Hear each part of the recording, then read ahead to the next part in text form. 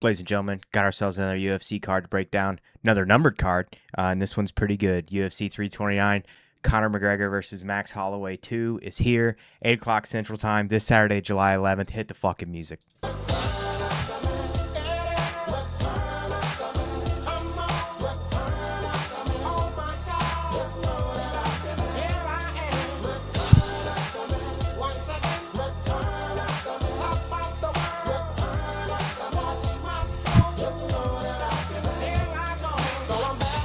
Damn, dude. Conor McGregor's back. I don't know whether or not this fight's going to actually happen. There's already rumors that he's not showing up to any press this week and he's not doing any pictures or meetings or nothing.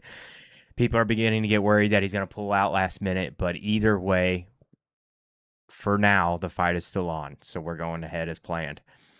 Decent card, not like super crazy, but it's one of the better ones. I would say it contends pretty close with the White House card, maybe one step below that, but per usual, we're going to spend the main thrust of our time on the, I think it's 5 fights on the main card? Yeah.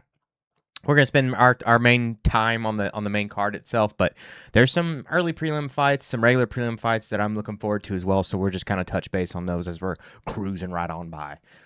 So, early prelims, 4 o'clock Central Time, again, this Saturday, July 11th, so just accordingly. Not like super crazy. I mean, it's the early prelims. They're kind of just building some momentum here, but we've seen Zachary Reese fight several times, usually a pretty exciting fighter, so I'd keep an eye on that one. Fareed Basharat we've seen as well. Damian Pinas, the jokes write themselves. Cesar Almeida, really fun scrap right there. That middleweight bout, I'd be watching that one. And then, of course, we have one of the MMA, what would you call her, MMA vixen or something? I don't know. One of the chicks that all the dudes who watch MMA seem to have a crush on. Tracy Cortez, by all accounts, a fucking head case. Going against Wayne Kong, by all accounts, maybe another head case. I don't know. She dresses up like the Joker and does all this crazy shit at the weigh-ins. Fun scrap. Definitely worth watching. I kind of think Tracy Cortez is going to get the shit beat out of her by Wayne Kong. I don't really know why the odds are this close. Maybe I'm missing something, like maybe Tracy Cortez has a little bit of a grappling advantage, like some scrambles and stuff that she's going to do. I don't know, man. I kind of have a hard time believing it. I would put a good solid unit or two on Wayne Kong to go in there and beat the fuck out of Tracy Cortez. So we'll see. Moving on to the regular prelims, these bad boys get rolling at 6 o'clock Central Time. So again, adjust accordingly. Luke Riley versus Kai Kamaka III. I don't know a whole shitload about this Kai Kamaka guy. I've seen him a couple times, but I don't follow him super closely. Luke Riley, I've been keeping an eye on. He reminds me of Dexter a little bit from the TV show, The Murderer guy. Fun, aggressive fighter, though. A little reckless, a little sloppy. Takedown defense and stuff needs a little bit of work, but he's very fun, aggressive, goes out there and puts it on him. Kind of an unsuspecting guy, and then he goes out there and fucking cracks. So I think this is a good fight, a fun matchup. Kai Kamaka, from what I remember, was no slouch and actually had some decent hands as well. So this may be a prime upset, but I kind of think Luke Riley's got the momentum and he's going to go out there and knock Kai Kamaka's fucking head off. So we'll see. Next up, bantamweight bout, Cody Garbrandt versus Adrian Yanez. Very fun matchup. Cody Garbrandt, former champ, has one of the most like amazing performances ever against Dominic Cruz and then seemingly falls off a fucking cliff. He fought TJ Dillashaw, lost twice, I believe, if I'm not mistaken, and has just been very hit or miss since then. Let me pull up old Mr. Garbrandt here. Looked very hit or miss since then. Great boxing, good hand speed, good power. Kind of a hook merchant. Like he gets tagged and hurt and kind of goes into like the berserker, lock my arms, start throwing fucking winging punches. But yeah, it was 2 back-to-back to old Dillashaw there. TKO and a KO. Rough. Ouch. And then since then has been very hit or miss. He had 2 losses back-to-back and then has the decision win against Chao Long. Adrian Yanez, super hyped up guy. Again, also very good boxing, good hands. Tons of hype around this dude, and then he kind of came out there and shit the bed a little bit. Has since somewhat righted course, but I just kind of been hit or miss. See, it was that derailed by Rob Font, savvy vet, got TKO'd by him. Then a TKO to Jonathan Martinez. Comes out there and gets a TKO win over Vinicius Salvador, but then has a split decision loss to Daniel Marcos and a draw to Ricky Simone. What? That's I don't know. Ricky Simone's a tough son of a bitch, and to get I don't know. I don't remember that fight for some reason, but to get a draw with Ricky Simone, no slouch, no slouch. That kind of makes me think that old Adrian. Oh my God, he's a minus 435. Okay. Well, I was gonna say he's gonna go out there and be a pretty big favorite and probably knock his fucking block off. I was expecting like a minus 250, not a minus 425. So not a ton of money to be made there. You could maybe go with a. Maybe Yanez inside the distance. Maybe he catches old Cody and hurts him at a minus 110. You could maybe use it as a parlay piece. Cody Garbrandt still does have good hands, though. Still dangerous. There's, I guess, some potential for him to catch Yanez. I just don't necessarily see it happening. I would go with Yanez there. Fun fight either way. Next up, huge question mark here. Huge prospect. Gable Stevenson, Olympic gold medalist, heavyweight for America, for the USA, baby. I mean, as big as a freaking prospect as this guy is, the fact that they can't get him a fucking pitcher kind of blows my mind, but yet they have one for this Alicia Ellison dude who I've never heard of. Gabe, minus 2,500, biggest favorite probably in UFC history. Kind of fucking unbelievable, to be honest with you, when he's making his UFC debut. Obviously, freak show in the wrestling, crazy explosive, crazy fast, super fast twitch, just backflips and shit as a heavyweight. Makes no fucking sense. Hands, still a little wild, a little reckless, leave a little bit to be desired. I think it was his last fight, he knocked that dude out basically standing and then still shot a double leg on him as the guy's falling over. Most pointless double leg ever, but it was still, I honestly thought it was kind of awesome. I saw a guy attacking his fight IQ for that. And it's like, you mean because he did that shit so fast, he didn't even have time to probably gauge whether or not this guy was out on his feet? You're going to say he has bad fight IQ? I would argue that was very Fedor-esque. Throwing the strikes, immediately blending into the takedown, like winging these big punches into a takedown. Straight out of the Fedor playbook. GSP was like the jab takedowns and would sometimes step in with the cross through the takedown, shit like that. I thought it was pretty impressive mixing the two together that well. What the fuck do I know? Next up, featured prelim, Robert Whittaker, Bobby Knuckles, the Reaper, going against Nikita Krylov. I think the Miner. Maybe he's the Miner's daughter, coal miner's daughter. I can't remember what the fuck his nickname is. This is a weird one for me, dude. Robert Whittaker has been a favorite of mine for a hot minute now. Pretty much since he hit middleweight from he was welterweight. I know he fought welterweight for a second in the UFC for whatever reason. I don't really remember those all that well. I just remember him being on a tear at middleweight, getting the belt, the fights with Yoel, beating the fuck out of some people. I'm a Bobby Knuckles mark. 2 losses in a row, the nasty face crank by Hamzat where he just crushed his fucking jaw and his teeth. And then the split decision loss to RDR. I need to go back and rewatch that one. From what I recall, I remember thinking RDR had that pretty clear. So a split decision surprised me a little bit, but good fighter. Blitzes in, closes the distance. The chin has been a little questionable of late. He's been getting clipped and hurt. Sat down quite a bit. 35, got a lot of wear and tear on him. Been in a lot of wars. And decided to go up to light heavyweight. That's a really weird move to me. Excuse me. He was already kind of undersized at middleweight, and now he's going up another weight class to light heavyweight where he's going to be super undersized. His chin's not been great, so maybe that's why he's like, oh, I can take some of the, take some of the wear and tear and mileage off my chin alone by adding poundage here in my belly. I don't know. I don't really understand what's going on here anymore. Going against a guy, Nikita Krylov, who's a little reckless, not the fastest dude on planet Earth. I would say Robert Whittaker's probably going to have a pretty clear speed advantage. The way he closes the distance, the blitzing in and out and stuff is pretty impressive. At middleweight, guys have a hard time keeping up with him. I would think at light heavyweight, he's going to be running circles around these guys. Now, whether or not his chin can hold up to somebody as dangerous as Krylov, I don't know. He is the Miner, by the way. 31-11, so also a ton of fights, a lot of wear and tear. He's a year younger than Robert Whittaker. He's going to be significantly bigger. He's going to be fucking huge compared to Robert Whittaker, I feel like. 13-16-2, much of his fights go by finish. He's not really going to decision very often. I kind of see him hurting Robert Whittaker and putting him away, unfortunately. If he's a dog, plus 115, I mean, why don't you just take him money line? Fuck it. I don't know. I just feel like this is not necessarily a great move for Robert Whittaker, former champ. I still think he had plenty of plenty of interesting fights, interesting matchups left at middleweight. Maybe he just didn't see like title contention ever in his future again, so he said, "Fuck it, let me go up." Maybe this is the easier path back to the title. He's probably, like I said, going to be faster than a lot of the guys at light heavyweight. Not stronger, probably not more powerful. Better wrestling and grappling than most of them, probably. Yeah, probably, actually, now that I'm sitting here thinking about it. So maybe, I don't know, fuck, maybe I'm sitting here talking myself into it. I don't know. I'm not going to talk myself out of Krylov, though. I think he's dangerous, not super, super chinny. Lands shots, Robert Whittaker, pretty defensively sound, but he's hittable. Krylov only needs one or two to get some momentum going. He's one of these guys that once he smells blood in the water, he's pretty good at rushing you and getting the finish. Fun matchup either way, though. All right, moving on to the main card. First fight of the night that we really went ahead and put some time into breaking down. Bobby King Bobby Green, whatever the fuck his name is now, going against T-Rex Terrence McKinney. Very fun matchup. Apparently, there's now some like bad blood here. I thought these dudes were friends, and they just kind of were like, fuck it, let's set this aside and fight. Tons of friends have fought before. Bobby Green was on some interview. Was it Ariel Helwani? Or maybe it was Anik Florian earlier this week. I don't remember.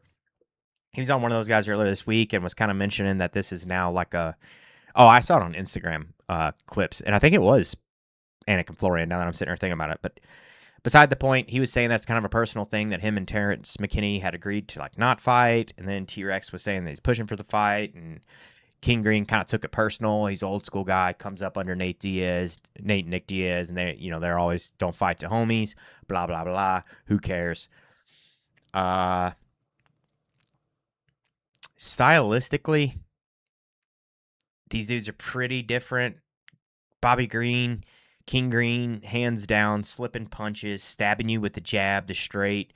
He'll hit you with the hooks occasionally. Kick game's okay. It's not like super crazy. His scrambles are pretty good. The wrestling defense leaves a little bit to be desired. Submission defense, not the greatest either. But then he pulls off the occasional submission win. I think his last fight was a submission win. Yeah, RNC win over Jeremy Stevens. Pretty dangerous on the feet. Lulls you into kind of like a false sense of security there with his hands down, chin out there where you think you're going to touch him up. And then he's basically just drawing punches. He slips him, cracks you. Very savvy, kind of crafty vet. Going against the younger guy here in T-Rex.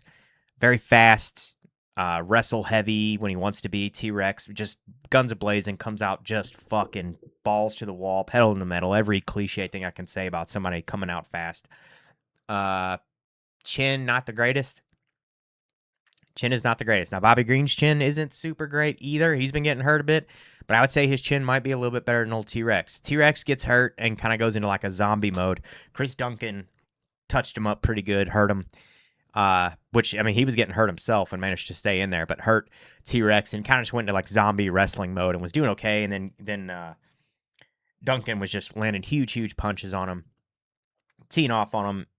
Somehow he managed to stay awake and he switched to like an anaconda choke and got him out of there.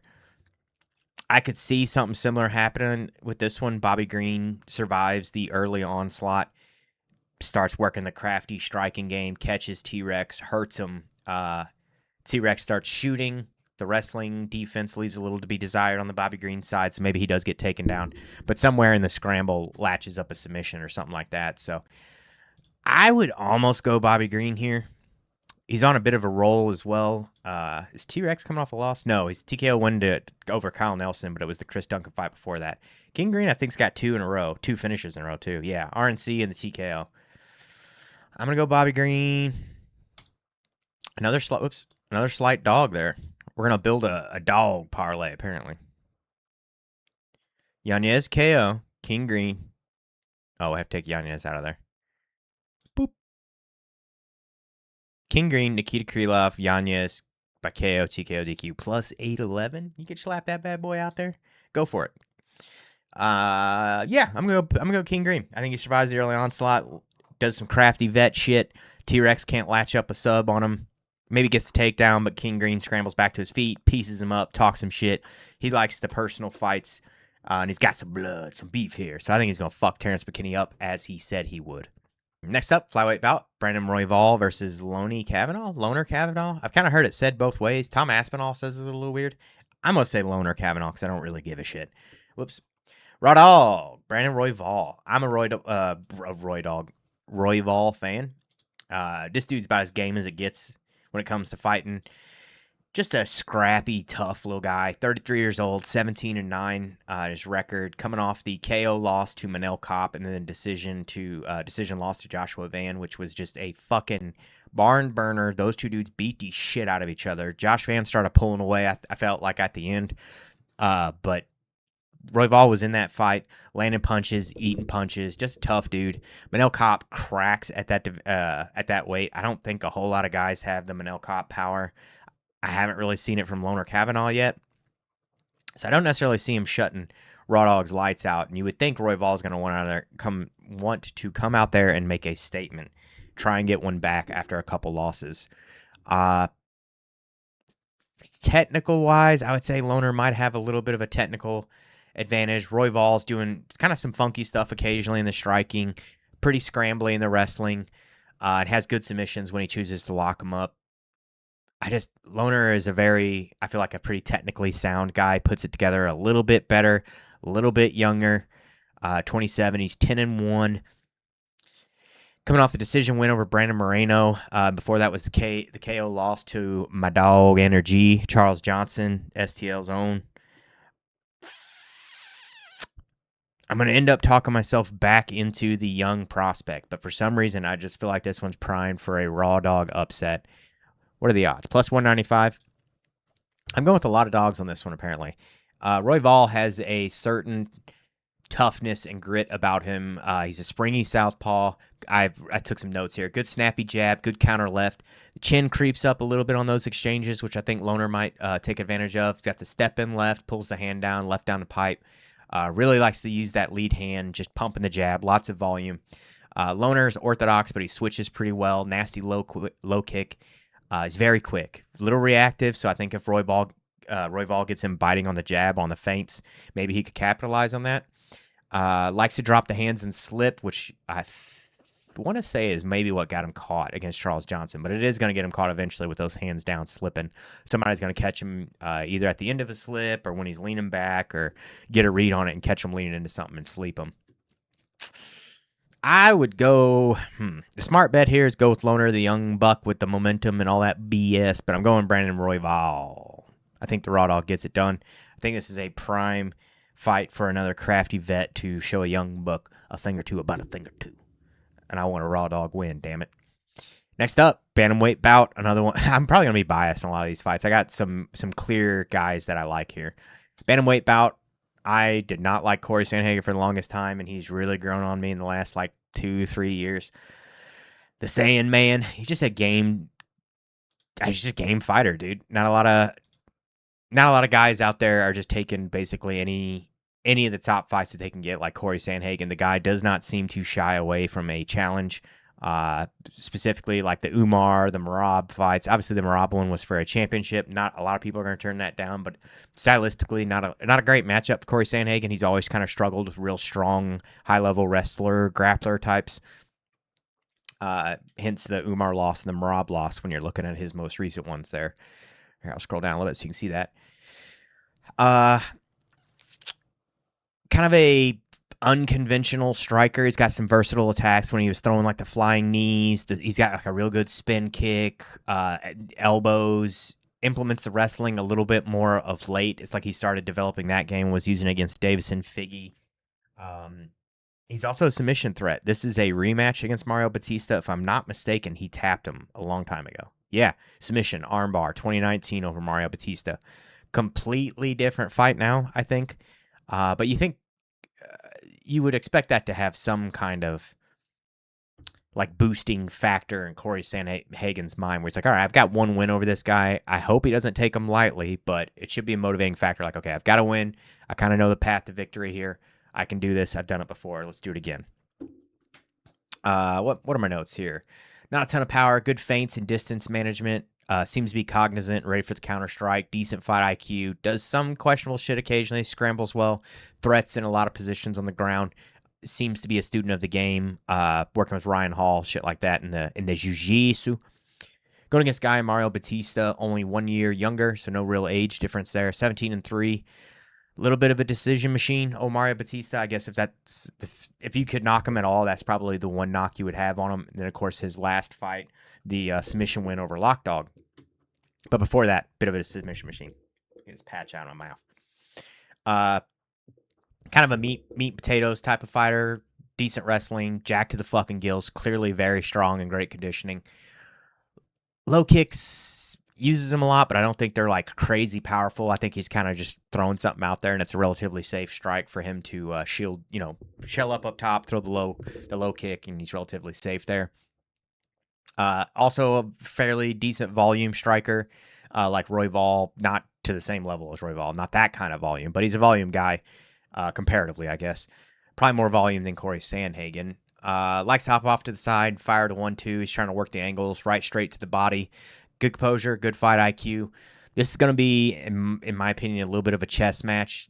Mario Batista is probably going to have a little bit of like a wrestle-heavy approach, trying to dominate positionally, some cage work, stifle the offense of Corey Sandhagen.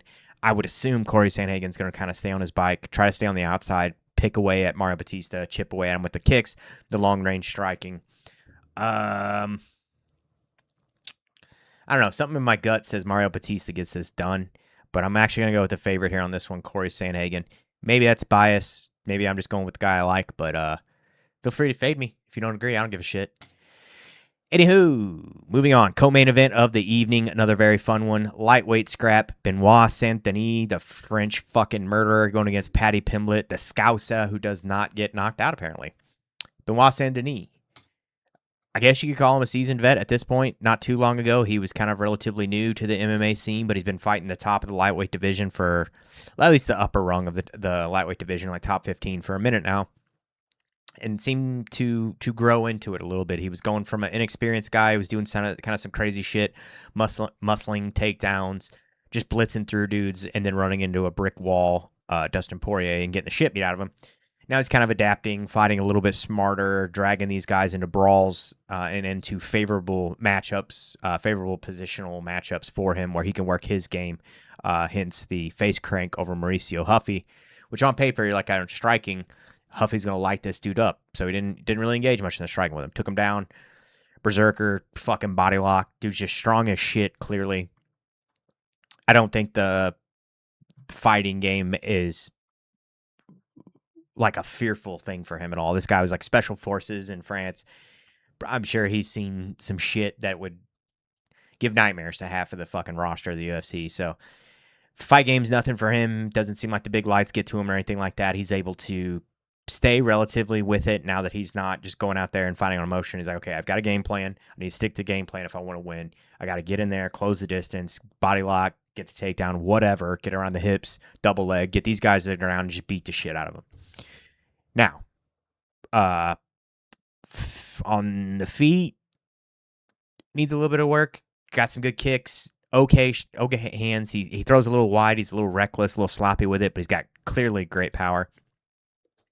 Going against the Scouser here, Paddy Pimblett, Paddy the Batty, who does not get knocked out. 31 years young, 23-4. Also a seasoned vet at this point, coming off the decision loss to Justin Gaethje, where he took quite a bit of damage, so I'm glad he took a little bit of time off. But the fact that he was able to stay in there when Ilya wasn't, pretty impressive. Had moments of success in that fight too, but by and large, Justin Gaethje kind of just beat the fuck out of him. Very reckless fighter, Paddy, willing to rely on his chin, which kind of drifts up a little bit in these exchanges. Throws unconventionally, but seems to make it work for him, like lands pretty well on guys, has decent power. Jared Gordon beat the fuck out of him. I don't know that Benoit St Denis is going to do that. Benoit might have a power advantage, like a raw horsepower advantage, but Paddy is slick on the ground. Technical jiu-jitsu, grappling, I would say he's probably the more technical guy. In a way that like Dustin Poirier, black belt, was able to get a guillotine choke threat multiple times on Benoit St Denis and had him like abandoning positions to just barrel roll and like spaz out of these guillotine attempts because they were, I mean, I would think that he wouldn't be doing that if it wasn't a threat. To me, that says that while he was the more physically imposing wrestler, the more slick grappler, jiu-jitsu wise, as far as actually like finishing the fight, was Dustin. And I think Paddy is going to have that advantage here. So I could see Benoit getting a takedown, maybe starting to work the ground game, opening up with some big shots, and Paddy doing what Paddy does, throwing up triangles, scrambling, trying to go for sweeps, getting back to his feet, working towards the back, stuff like that. I don't know. I just think he's a dog too. Am I out of my fucking mind here? Well, I'm going with Paddy. I think he's slightly better on the feet. Benoit St might have more power, both in the hands and in the grappling, raw horsepower. But I gotta go with the guy who I think is more technically slick, as that tends to win out over these knockdown, drag-out fights. Now, Benoit could go out there and shut him away pretty quick. Maybe he goes out there and gets a quick finish, and then all that physicality pays out for him. But my guess is he goes out there, wins the early exchanges, but then starts to fade a little bit, and then all of a sudden, Paddy's back in the fight and doing the damn thing. So I'm going to go with Paddy. Let's see if he gets the championship rub from old Justin Gaethje, who I think might have been interim at that time. I don't remember. Either way, it was what got Gaethje the shot at Ilya. If Paddy would have won, they were for sure probably going to set up that fight. So I'm going to go with Paddy. He gets the win. Maybe they set up a fight with him and Ilya after this one. The timeline would actually probably match up, give Ilya a little bit more time to heal up, rest up after the beating that Gaethje put on him. And then him and Paddy can settle their beef. That would be great matchmaking. That'd be great. If Benoit St wins, I don't know who you give him next, honestly. I mean, you could give him Ilya, Arman, give him the title shot. Fuck, I don't know. Guess it depends on how exciting it is. Fun scrap. Very fun scrap. All right. Back on to the main event of the evening. We have Conor McGregor back.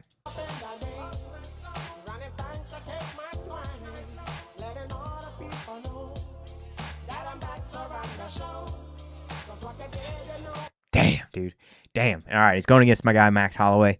I'm a Holloway fan. I was a huge Conor McGregor fan back in the day. I've gone through phases. I was a huge Brock Lesnar fan. Then it was kind of the in-between years where we needed a huge star, and I was watching these guys, and I like rooted against a lot of the guys that my friends liked. I was rooting against Anderson Silva. I was a Chael Sonnen fan. I was a Chris Weidman fan. I had huge arguments with my buddy. We used to go over to his house and watch those. He was a big Anderson Silva guy. He was a huge Jose Aldo guy. And then when Conor hit the scene, I don't know, I just took it hook, line, and sinker. He fought, I think it was Marcus Brimage. I think it was Marcus Brimage, but I actually wanted Brimage to win in their debut because Brimage used to wear a Saiyan Scouter when he would come out to weigh-ins from Dragon Ball Z, and I thought it was great. But either way, I'm a fan of both these guys. I'm going on a tangent here. Fan of both these dudes. Conor McGregor has been gone for fucking forever at this point. Long enough that this really doesn't feel like a Conor McGregor fight week. Used to, McGregor fight weeks felt fucking special. They really did. 37 years old, 22-6. He's been gone since July of 2021. That's crazy. It'll be 5 years and a day when he comes back. It was a nasty leg break against Dustin Poirier. They fought. That was their third fight. Conor won the first one. Dustin won the second one. Then they did the rubber match, and Conor broke his leg. He's been out, healing it up, having some drug binges, having some alcohol binges, and some criminal charges, and some fucking business ventures, and then just a little bit of everything. But apparently he's back. He claims he's sobered up, found faith, turned it around, righted course. And is coming back to the fight game to, I guess, finish what he started.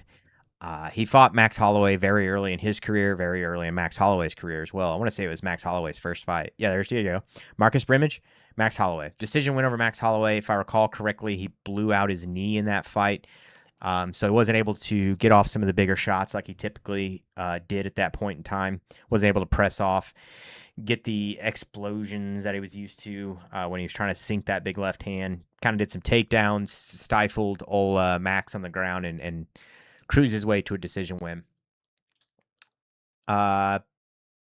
His style has changed a lot since then. He went and was did some boxing, and I think that was in large part what changed his style to more of a boxing style. He used to have like a real long karate stance. He was throwing wheel kicks and all kinds of spinning shit to the body and knee stomps, and the kicking game was a lot more there, and he kind of moved away from that. Some of the recent training, though, he looks like he's moved back to that, so that would be kind of cool to see. This is a welterweight bout as well, which is kind of a question mark because Conor has more experience at welterweight. This is going to be Max's first fight at welterweight. Great hands, of course, good jab. The left was just a thing of beauty back in the day. The Celtic cross, he was just smashing people with it. The lead uppercut, the rear uppercut, big left hand down the pipe. It was great. It was a thing of beauty. If he comes back in great shape, you would think at welterweight he's going to have good power. So the first little bit, I think he might potentially be dangerous. But he's going against a guy here, Max Holloway, who's no fucking punk and has been extremely active while Conor has been away. So since 2021, we'll do July of 21. Max has had 1, 2, 3, 4, 5, 6, 7, 8 fights. He's 5-3 in that time. And the losses are to Charles Oliveira, Ilia Topuria, and Volk. Literally some of the GOATs. Like, what do you want from this fucking guy? He's beat Korean Zombie, Arnold Allen. He slept Gaethje in that time. Beat Dustin, almost said Dustin Gaethje, Dustin Poirier. And then the decision went over Yair Rodriguez. Stylistically, boxing heavy, has some decent kicks as well. He's really started kind of opening up in that department. The spin kick, he was going for a spin kick to the body, and Gaethje kind of ducked into it and caught it square in the beak, and it broke his nose early in that fight. Otherwise, I think that fight could have potentially turned out a little bit different, but great hands, great boxing, pretty decent head movement. Gets tagged up a little bit, and the chin, I think, is starting to give a little. I wonder if that's kind of a weight-cutting issue, wear and tear, but he's been in a lot of wars as well, so I don't know. Maybe it's just the mileage is finally starting to catch up with Max. But the chin, he's been hurt a couple times in his last fights. And then, of course, got actually slept by Ilia. Back in the day, I would say the power advantage would go to Conor. Now, it's just too hard to say, man. Conor's been gone for 5 years. That's too long. You got to go with the guy who's been in there getting it done at a very high level, having quite a lot of success. I don't know. I'm seeing a lot of people pick Conor this week, and it's kind of surprising me. I don't know if they're getting caught up in the hype, or maybe I'm just completely overlooking it, but I kind of feel like the potential here is like a max bet play here on Max Holloway. Max bet on Max Holloway by fucking Mad Max Meridian. It's a 5-unit bet. A 5-unit bet on Max Holloway. I could be completely wrong here.